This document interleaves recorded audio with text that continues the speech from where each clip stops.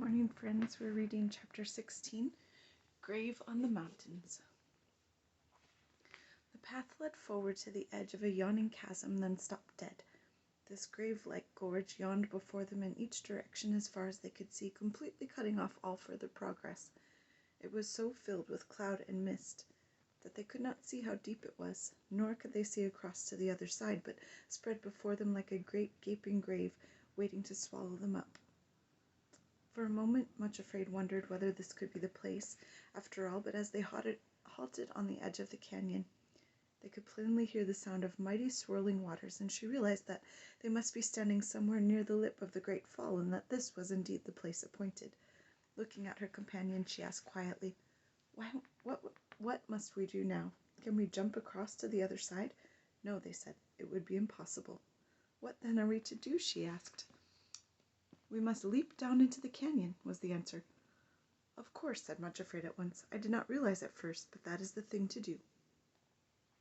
Then for the last time on that journey, though she did not know it at the time, she held out her hand to her two companions that they might help her. By this time she was so weak and exhausted that instead of taking her hands, they came close up to her and put their hands beneath her arms so that she leant with her full weight against them. Thus, with suffering and sorrow supporting her, Much Afraid cast herself down into the yawning grave. The place into which they had thrown themselves was deep, and had she been alone, she must have been badly hurt by the fall. However, her companions were so strong that the jump did not seem to harm them at all, and they bore her so easily between them and broke the fall so gently that she was no more than bruised and shaken. Then, because the canyon was so filled with mist and cloud that nothing was visible, they began to feel their way slowly forward and saw looming up before them a flat oblong rock. On reaching it, they found it to be some kind of stone altar with the indistinct figure of someone standing behind it. This is the place, said Much Afraid quietly. This is where I am to make my offering. She went up to the altar and knelt down. My lord, she said softly through the mist, will you come to me now and help me to make my burnt offering as you have commanded me? But for the first time on all that journey there seemed to be no answer at all, and the shepherd did not come.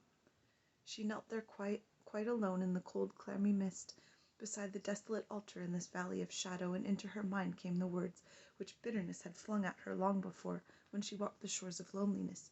Sooner or later, when he gets you up on the wild places of the mountains, he will put you on some sort of a cross and abandon you to it. It seemed that in a way bitterness had been right, thought Much Afraid to herself. Only he had been too ignorant to know that, and she too foolish at that time, to understand that in all the world only one thing really mattered, to do the will of the one she followed and loved, no matter what it involved or cost. Strangely enough, as she knelt there by the altar, seemingly abandoned at that last tremendous crisis, there was no sign or sound of the presence of her enemies.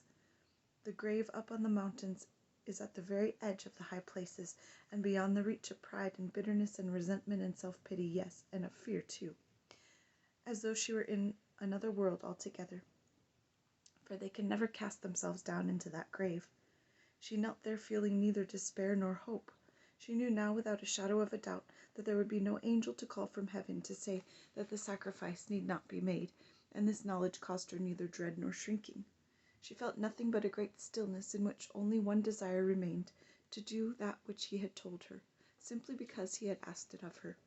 The cold, dull desolation which had filled her heart in the cave was gone completely.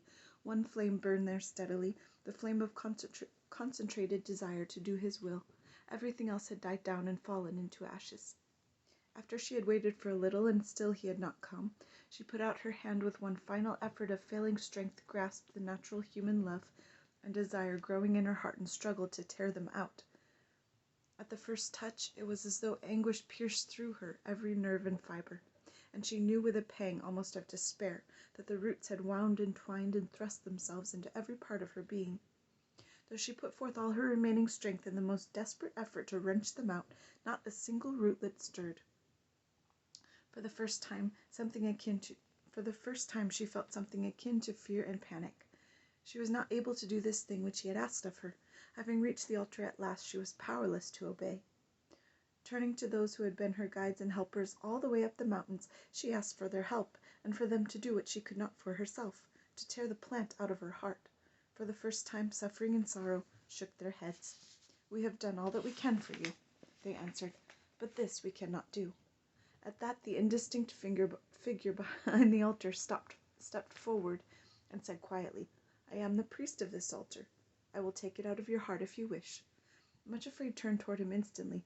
"Oh, thank you," she said. "I beg you to do so." He came and stood beside her, his form indistinct and blurred by the mist, and then she continued entreatingly, "I am a very great coward. I am afraid that the pain may cause me to try to resist you. Will you bind me to the altar in some way so that I cannot move? I would not like to be found struggling while the will of my Lord is done." There was complete silence in the cloud-filled canyon for a moment or two. Then the priest answered, "It is well said. I will bind you to the altar." Then he bound her hand and foot.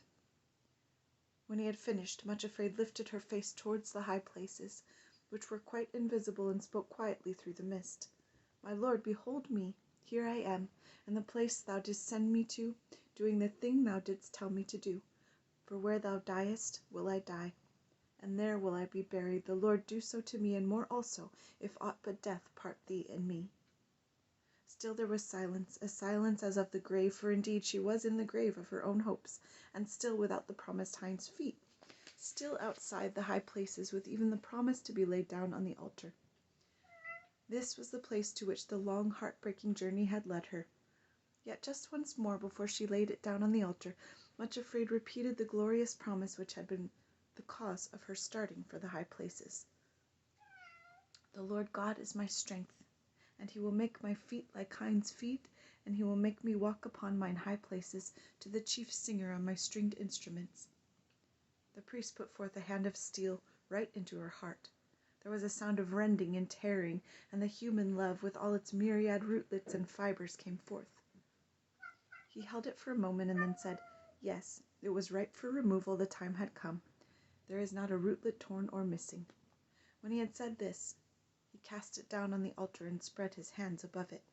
There came a flash of fire which seemed to rend the altar.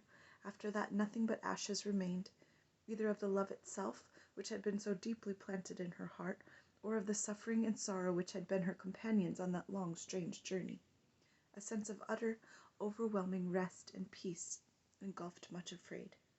At last the offering had been made, and there was nothing left to be done. When the priest had unbound her, she leaned forward over the ashes on the altar and said with complete thanksgiving, "It is finished." Then, utterly exhausted, she fell asleep. Have a wonderful day, friends. God bless you.